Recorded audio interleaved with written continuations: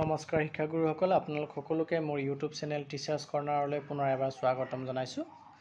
আমাৰ মাজৰ বহু শিক্ষকে মোক এই বুলি প্ৰশ্ন সুধিছে যে 1 আগষ্টৰ পৰা যিহেতু গৰম বন্ধ সমাপ্ত হয়, বিদ্যালয়সমূহ খুলিব, চ' বিদ্যালয়ৰ টাইমিং কি হ'ব?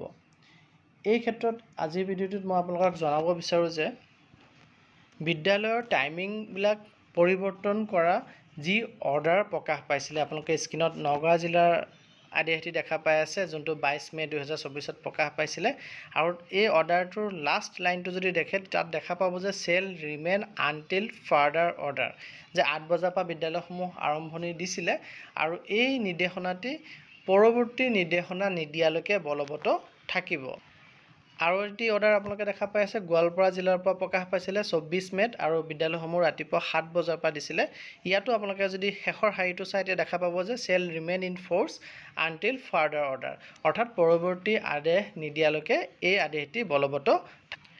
স্ক্ৰীনত আপোনালোকে এতিয়া কামৰূপ মেট্ৰ' আদেশ দেখা পাইছে, যোনটো 22 মে'ত প্ৰকাশ পাইছিলে আৰু ইয়াত 7:30 বজাৰ পৰা বিদ্যালয়সমূহ দিছিলে। আৰু ইয়াৰো যদি আপোনালোকে শেষৰ শাৰীটো চায় তেতিয়াহ'লে আপোনালোকে দেখা পাব যে this order comes into force with immediate effect and shall remain in force until further order, পৰৱৰ্তী আদেশ নিদিয়ালৈকে এই আদেশটি বলবৎ থাকিব। ঠিক একেদৰে মৰিগাঁও জিলাৰ পৰাও নিৰ্দেশনা প্ৰকাশ পাইছিলে, আপোনালোকে স্ক্ৰীনত দেখা পাই আছে।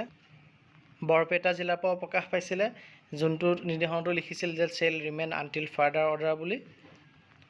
তেজপুৰৰ পৰাও প্ৰকাশ পাইছে, শোণিতপুৰ জিলাৰ, আৰু ইয়াতো একে কথাকে লিখিছিলে until further order effect from 27 May 2024 and remain until further order বুলি লিখিছিলে।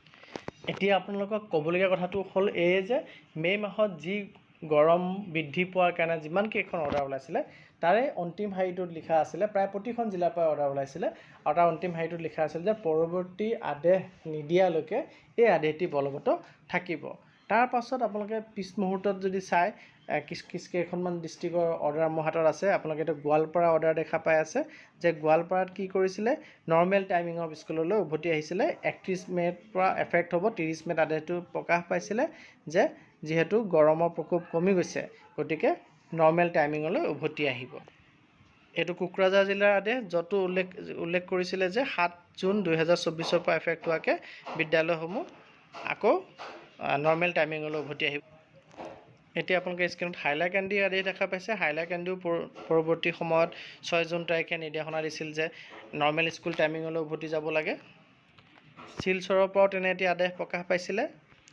বৰপেটা জিলাৰ ফালৰ পৰা তেনে এটি আদেশ প্ৰকাশ পাইছিলে যে যিহেতু গৰমৰ প্ৰকোপ কমিছে, গতিকে 18 জুন 2024 পৰা গৰমৰ প্ৰকোপ কমাৰ বাবে বিদ্যালয়সমূহ নৰ্মেল টাইমিঙত ষ্টাৰ্ট হ'ব, অৰ্থাৎ 9 বজাৰ পৰা ষ্টাৰ্ট হ'ব।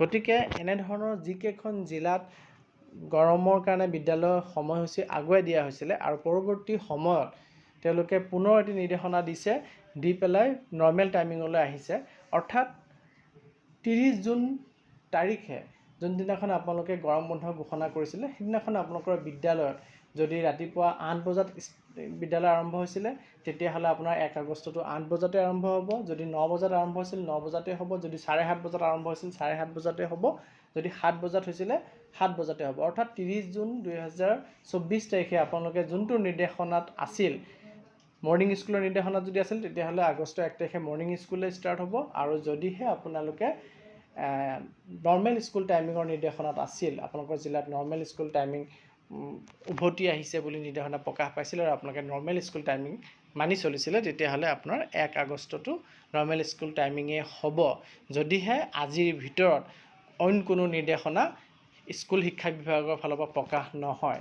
যদি কিবা নিৰ্দেশনা স্কুল শিক্ষা বিভাগৰ ফালৰ পৰা প্ৰকাশ হয়, তেতিয়াহ'লে প্ৰতিখন জিলাই সেই নিৰ্দেশনাই মানি চলিব লাগিব। আৰু যদি কোনো নিৰ্দেশনা প্ৰকাশ নহয়, তেতিয়াহ'লে আপোনালোকে 30 জুন 2024 তাৰিখে যোনটো টাইমিং মেইনটেইন কৰিছিলে, সেই টাইমিঙে আপোনালোকে মেইনটেইন কৰিব লাগিব। ধন্যবাদ।